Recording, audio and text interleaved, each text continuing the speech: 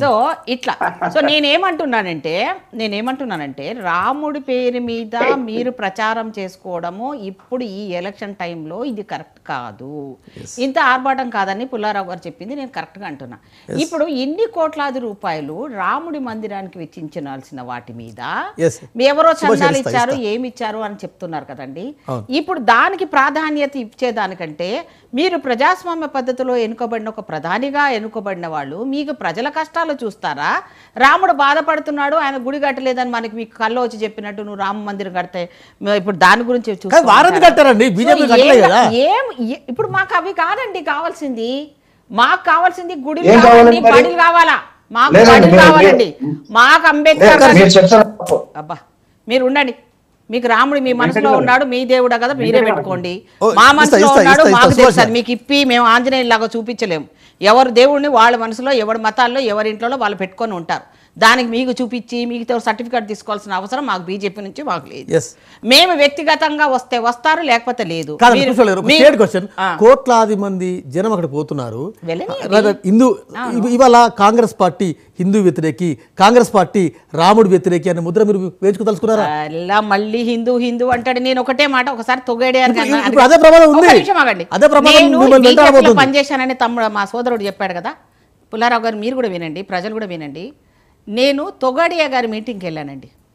తొగాడియా గారిని అడిగాను. అలాగే అశోక్ సింఘాల్ గారి దగ్గర కూడా కలిశానండి నేను. సో వాళ్ళిద్దరిని నేను ఏమడిగానంటే, మీరు హిందూ రాజ్యము అని అంటున్నారు కదా, ఇప్పుడు ఫుల్ మెజార్టీ వచ్చిన గవర్నమెంట్ వచ్చింది కదా, మీకు హిందూ దేశంగా డిక్లేర్ చేయండి మీకు దమ్ము ఉంటే. టోటల్గా హిందూ దేశం ఉండండి బ్రదర్ ఉండండి. హిందూ దేశంగా డిక్లేర్ చేసి డెడ్ లైన్ పెట్టండి. మీరుంటే మీరు మాకు బీజేపీకి వేశారు కాబట్టి మేము ఇది పెడుతున్నాము, మీ హిందువులు కాని వాళ్ళంతా ఇక్కడ దేశంలో ఉండొద్దని మీరు ఏమైనా చేసేంత దమ్ము మీకుందా అని నేను తొగాడియా గారిని ఏమడిగారంటే, మీరు హిందూతత్వం మీద మాట్లాడిపోయిన తర్వాత, మీ మాటలు మీవన్నీ విన్న తర్వాత, మీ కార్యకర్తలు ఎమోషనల్ అయిపోయిన తర్వాత, మీరు వేరే పరమతం అంటే ముస్లిం మైనార్టీ వాళ్ళతో గొడవలు పడ్డప్పుడు వాళ్ళు ఒక్కొక్కరికండి నిజామాబాద్లో నేను పోయి చూసి వచ్చాను, బీజేపీలో ఉన్నాళ్ళు ఇక్కడ కత్తి పొడిస్తే ఇక్కడికి వెళ్ళిందండి పిల్లలకి. వీళ్ళు ఒక్కరు పట్టించుకున్న పాపను. నేను అదే అన్నాను, నువ్వు మాట్లాడి వెళ్ళిపోతున్నావు కానీ వాళ్ళకి రక్షణ ఏది? ఈ రక్షణ లేని ఈ హిందుతత్వవాదాన్ని ప్రజాస్వామ్య పద్ధతిలో అందరము బాయిగా ఉన్న ఈ కల్చర్లో మనం తీసుకొచ్చి ఈ దేవుళ్ళని పెట్టి రాజకీయంలో ఇది అవసరమా? దేవుడు రాజకీయాలకు అంటగడతారా? దేవునికి ఎందుకు అపవిత్ర చేస్తున్నారు? దేవుడు మీ మనసులో ఉండవాళ్ళు. మతం అనేది మేము గాంధీ సిద్ధాంతం, మతం వద్దు గతం వద్దు మారణ హోమం వద్దు అన్నాడు.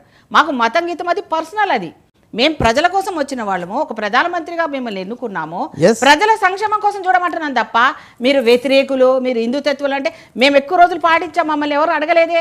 నువ్వు వచ్చిన 2 టర్ములలోనే మమ్మల్ని ఈ ముద్రించి దీని సమాధానం చెప్పడానికి నీకెవరు ఇచ్చారు ఈ పేటెంట్ రైట్?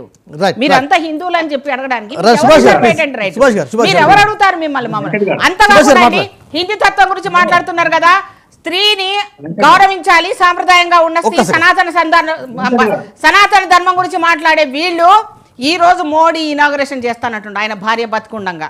రాముడి గురించి మాట్లాడే వీళ్ళు ఆయన భార్య బతికి ఉండంగా కూడా ఆయన పూజ చేసేటప్పుడు, ఆయన యజ్ఞం చేసేటప్పుడు ఆమె ప్రతిభ పక్కన పెట్టుకొని పూజ చేశాడు. ఈ రోజు మోడీతో అది ఇనాగరేషన్ చేస్తానంటే అది ఏ రకమైన దేశానికి అనిష్టం కదా?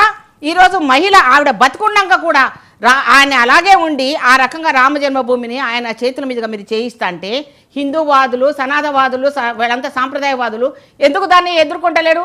ఈ రోజు ఇదే ఆర్ఎస్ఎస్ విషయంలో మాట్లాడుతున్న వాళ్ళు ఎంతో మంది సోషల్ మీడియాలో మాట్లాడుతూ ఉన్నారు. అసలు మోడీతో ఎందుకు చేయించాలి దాన్ని? ఎంతమంది లేరండి దాన్ని ఎందుకంటే అంత ఇంపార్టెన్స్ ఇవ్వాలి. ఈ రోజు బీజేపీ వాళ్ళు ఈ అజెండా ఎందుకు ఎత్తుకున్నారు? దీని వల్ల ప్రజలకు ఏం ఉపయోగం? పుష్పలీల గారు, మీరు ఎమోషనల్ గా మాట్లాడితే వితండవాదనం చేస్తే వితండవాదం కాదు, వాదన కరెక్టే. ఇది మీకు అనిపిస్తుంది, అది మీ మైండ్ సెట్, నాది కాదు. అది మాకేమనిపిస్తలేదు. మాకేంటంటే చాలా బాగా ఏంటంటే కరెక్ట్ అనిపిస్తుంది. ఎందుకంటే కదా మీకు నచ్చింది మీకు అనిపిస్తుంది, నాకు నచ్చింది నాకు అనిపిస్తుంది. నేను ప్రజల తరపు నుంచి అడుగుతా. ఇప్పుడు రాముడు ఏంటంటే రామాలయం కడతామని చెప్పి రాత్రి డిసైడ్ చేసినా కాదు, ఇది క్యాబినెట్ మీటింగ్ లో పెట్టి అది పెద్ద ఇష్యూనా? గత 30-40 సంవత్సరాల నుంచి కూడా ఈ అక్కడ రామాలయం అయోధ్యలో కడతామని చెప్పి భారతీయ జనతా పార్టీ అజెండాలో పెట్టింది, మేనిఫెస్టోలో పెట్టింది. కానీ ఎట్లా పెట్టింది? మనం కూడా ఏంటంటే ఫస్ట్ చాలా మంది ఇట్లే అనుకుంటారు అన్నమాట. అంటే భారతీయ జనతా పార్టీ అంటే హిందూ అంటే రాముడు తప్పితే ఇంకేం లేదు, అజెండా ఏం లేదు అని చెప్పి అట్లా ఏం చెప్పలేదు. అట్లా ఏం చెప్పిందంటే క్లియర్ గా కోర్టులో కేసు ఉంది కాబట్టి కోర్టుకు అనుగుణంగా కోర్టు తీర్పు వచ్చిన తర్వాత మేము ప్రభుత్వం దగ్గర నుంచి కానీ పార్టీ దగ్గర నుంచి కానీ ఎటువంటి ఏంటంటే విరాళం కానీ ఎటువంటి ఏంటంటే మద్దతు తీసుకోకుండా వేరే ట్రస్ట్ ద్వారా పెడతామని చెప్పి ఆల్రెడీ రామజన్మభూమి ట్రస్ట్ ఉంది, వాళ్ళకి ఎవరినో పెట్టి మొత్తం తీసుకున్నాను.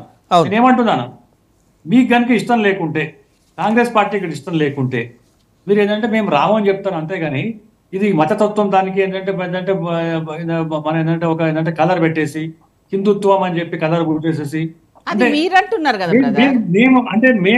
మేము ఏంటంటే చేయొద్దా? భారతీయ జనతా చేసుకోండి, అది మీ పర్సనల్. అది అదే చెప్తున్నాం కదా, అదే పెట్టినాం కదా, మేనిఫెస్టోలోనే పెట్టినాం మేము. ఇప్పుడు మా పుల్లారావు గారు అన్నారు కదా, నేనంటే రాజకీయ నాయకురాలు తమ్ముడు. మీకు కనుక ఇష్టం ఉంటే, మీకు కనుక నిజంగా కనుక మీరు ఇక్కడ రామజన్మ అంటే మేము రాముని మొక్కమా? భద్రాచలం గుడి ఉందయ్యా, ఒరిజినల్ రాముడు అక్కడే ఉన్నాడంట. అంటే రామ జన్మభూమి ఇక్కడ రాయొద్దు, మీ బీజేపీ కట్టారు కాబట్టి దానికి ఎంత శానిటరా? భద్రాచలం లేదా? రాముడు కాదా? భద్రాచలం గుడికి టూరిజం మినిస్ట్రీ ఏంటంటే మన ఏంటంటే కిషన్ రెడ్డి గారు 100 కోట్లు ఇచ్చిండు గవర్నమెంట్ ఆఫ్ ఇండియా.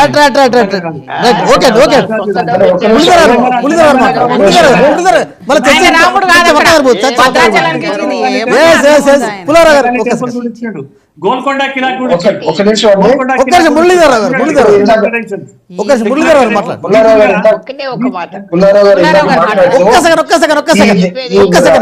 నేను చెప్పేది ఒకటే మాట, మనం ఇన్వైట్ చేసేటప్పుడు రాజకీయ పరిణామాలు ఉంటాయి కదా, జాగ్రత్తగా చేయాలా వద్దా?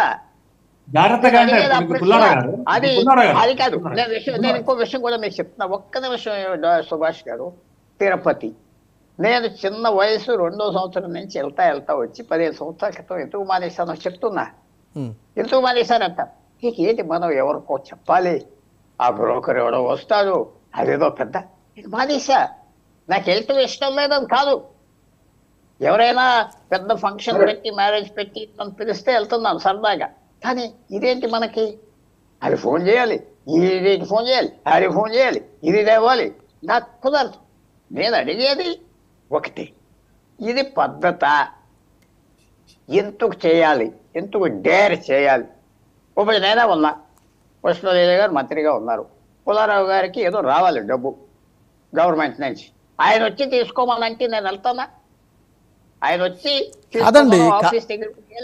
పుల్లారావు గారు అసలు వివాదం ప్రాణ ప్రతిష్టలో వివాదమా, లేకుంటే ఇన్విటేషన్ లో వివాదమా, లేకుంటే ఆ ఇష్యూ మీద వివాదం? అది ఎలా అది వెళ్ళటం ఇవ్వటం, అది ఎందుకు? సోనియా గాంధీ గారు ఉన్నారు, లేకపోతే మల్లికార్జున ఖార్గే, నేను వాళ్ళ ఫిలాసఫీతో ఎగ్రీ అవ్వట్లేదు, కానీ వాళ్ళకు ఉన్న స్థానానికి ఇది కరెక్ట్గా జరగలేదు.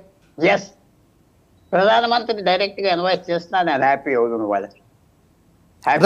మురళీధర్ గారు, ఇంకా ఆలయ నిర్మాణం పూర్తి కాలేదు, అవమానపరచడం. ఒక్క నిమిషం అండి, ప్రధానమంత్రి ఆలయ నిర్మాణం ఇంకా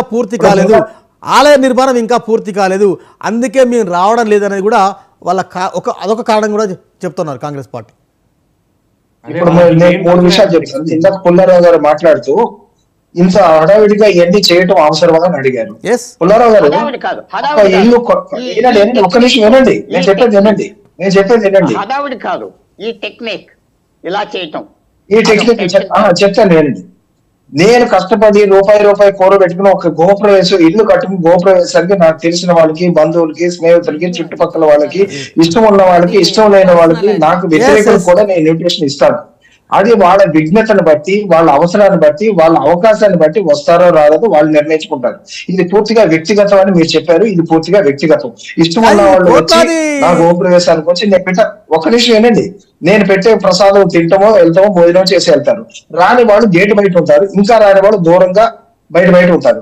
ఇంకొకటి, దీనిలో సోనియా గాంధీ గారు, మల్లికార్జున ఖర్గే గారు రాదు అన్న దానికి విషయం ఏంటంటే, నేను సోనియా గాంధీ గారిని అప్రిషియేట్ చేయాలి. ఎందుకంటే ఆమె క్రైస్తవ మతాంబికురాలు, ఆమె క్రైస్తవ స్త్రీ. ఆవిడ రాకపోవడం వల్ల ఆవిడ మతాన్ని గౌరవించి రావట్లేదు, మేమందరం సంతోషపడుతున్నాం. ఆమె ఇక్కడ కానీ వచ్చి ఉంటే తన ధర్మానికి, తన మతానికి మోసం చేసి ఆవిడ సోనియా గాంధీ నిజమైన తన మతాన్ని గౌరవిస్తూ మా దేవాలయాన్ని పూజకి నేను రాకూడదు, మా మతం వ్యతిరేకిస్తుందని క్లియర్ గా తాను చెప్పింది. ఆమె రాకపోవడం ఆమె మతాన్ని గౌరవించినట్టుంది, మమ్మల్ని కూడా గౌరవించినట్టుంది. ఇంకొక విషయం, మీరు ఇంతకేదో డబ్బుల గురించి తీసుకున్నారు, గుడి కట్టారు అని చెప్పి, ప్రభుత్వ ధనం దీనిలో ఎక్కడ ఒక్క రూపాయి కూడా ఖర్చు పెట్టలేదు. ఇది పూర్తిగా రామ భక్తులు, రాముని 700 సంవత్సరాలుగా గుండెల్లో పెట్టుకుని పెంచుకున్న వాళ్ళు ప్రతి పైసా ఇచ్చి కొట్టించుకున్న డబ్బు అంతే తప్ప ప్రభుత్వ ఖజానా నుంచి మిగులు ధనాన్ని తీసుకెళ్లి ఒక వర్గాన్ని స్థాయిలాన్ని చూపిస్తూ వాళ్ళు వాళ్ళ చుట్టూ నిముడుతూ వాళ్ళ ప్రతి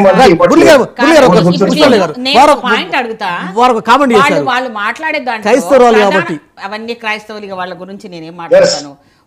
ఒక ప్రధాన